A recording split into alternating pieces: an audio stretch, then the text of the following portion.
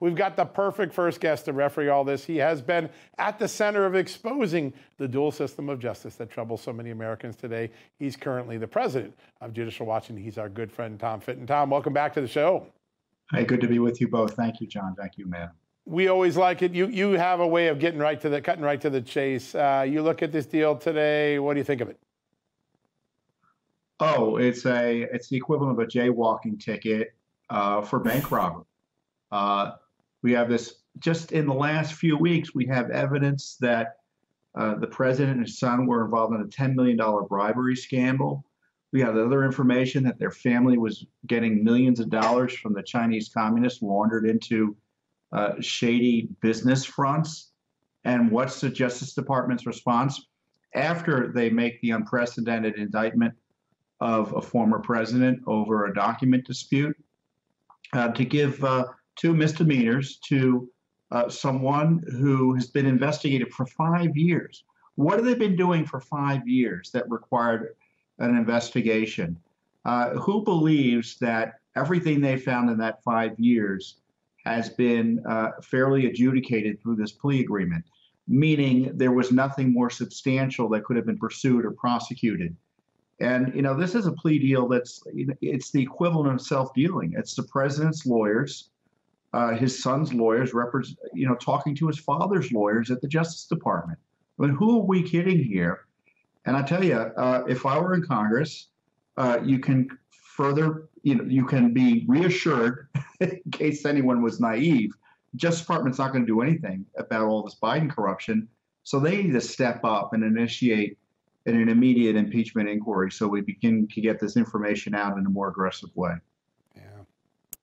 Well, and Tom, what's astounding to me is that this is Hunter Biden, the son of the man who is the de facto, at least for right now, head of the Democrat Party. The Democrat Party, who every time there's gun violence, politicizes and weaponizes gun control. So you've got that covering the gun charge for Hunter Biden that no one seems to be taking seriously on the left side of the aisle.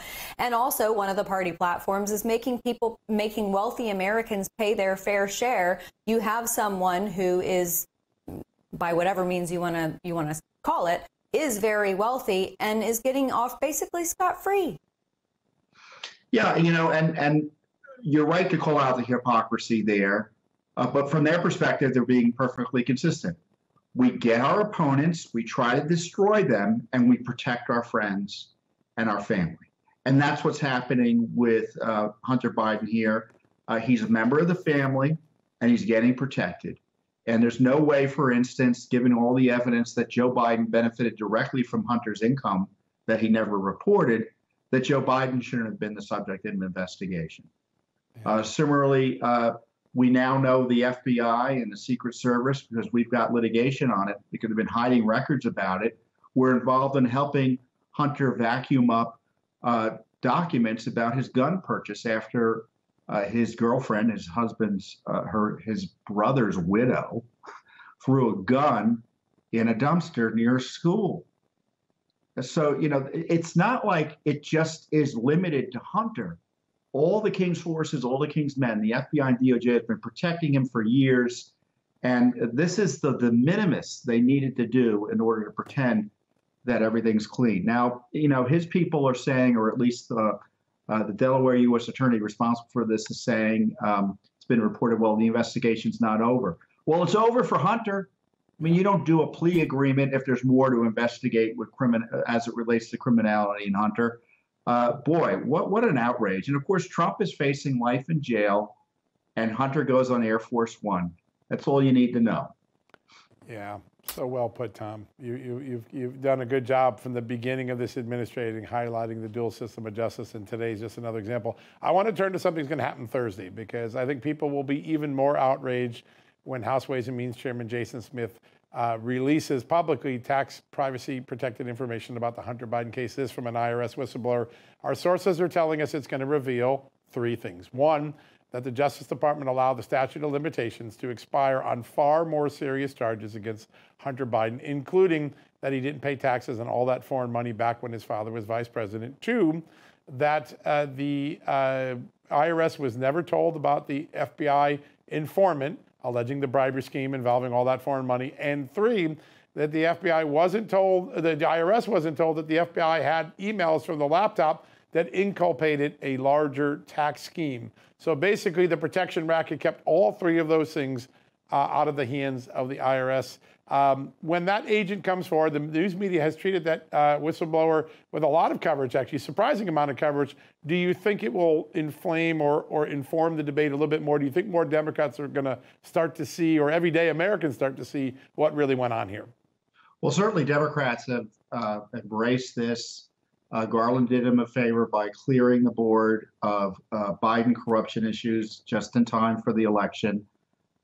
This is an important discovery, this IRS whistleblower. Further highlights the corruption of this indictment. We have to remember, this indictment, if you're upset that it's so narrow because of internal obstruction and cover-up, as evidently this whistleblower is going to further describe later this week.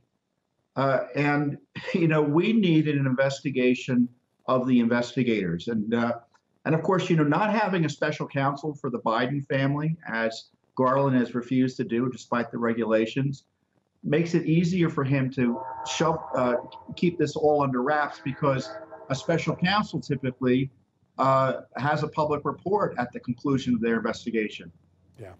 We're not going to see that under these circumstances, because it was a typical DOJ. It was a rigged DOJ operation. There'll be no report. Yeah, great point. Tom, you mentioned the Republican majority with respect to these investigations and Hunter Biden and even Joe Biden, because there obviously is that connection there. Congress can only recommend charges to the DOJ. It's not like the DOJ is going to be antsy to take up those charges. But with respect to the important work that Judiciary Chairman Jim Jordan and Oversight Chairman James Comer are doing, what's the recourse for Republicans? I mean, do you expect them to pursue any type of serious impeachment? Well, they ought to, whether they will or not.